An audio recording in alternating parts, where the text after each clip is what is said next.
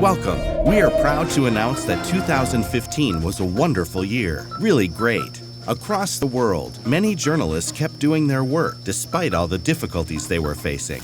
In Sri Lanka, journalists faced fewer threats and attacks than in previous years. In Central America, journalists kept delving into corruption and organized crime.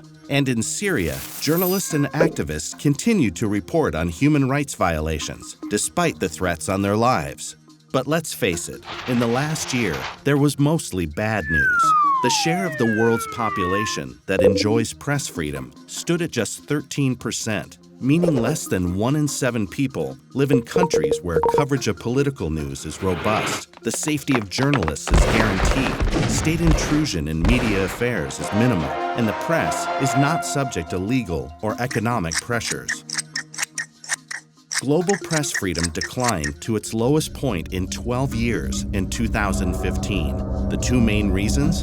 Intimidation and violence faced by journalists, and heightened partisanship and polarization in countries' media environment. This only leaves space for the dominant narrative by governments and warring parties, leaving no room for the other side of the story.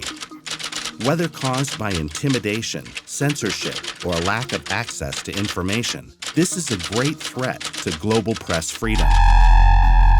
Pressure on journalists to display political loyalty was intense in Egypt, where the media embraced a pro-government narrative.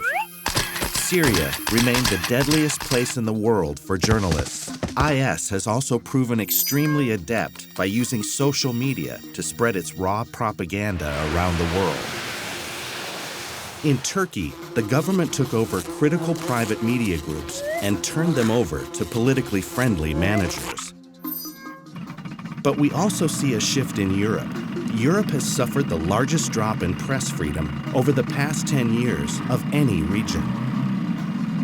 The year began with the tragic murder of 8 cartoonists at Charlie Hebdo. In the early days after the attack, an outpouring of support for freedom of expression raised hopes for lasting solidarity. However, as the year progressed, media freedom in some of the world's strongest democracies came under pressure.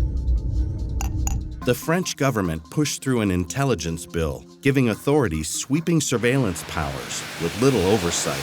The British government published a similar draft bill.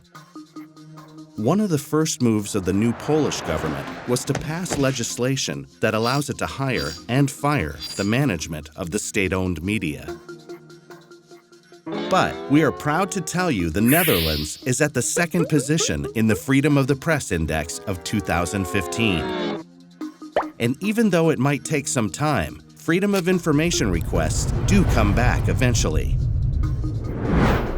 No, let's be honest. Also in the Netherlands, it is getting more and more difficult for journalists to do their job. The proposal to change the law on intelligence and security services is making it impossible for journalists to guarantee the anonymity of their sources. So, let's ask ourselves, how do we make sure we don't have to look at the same bad news again next year?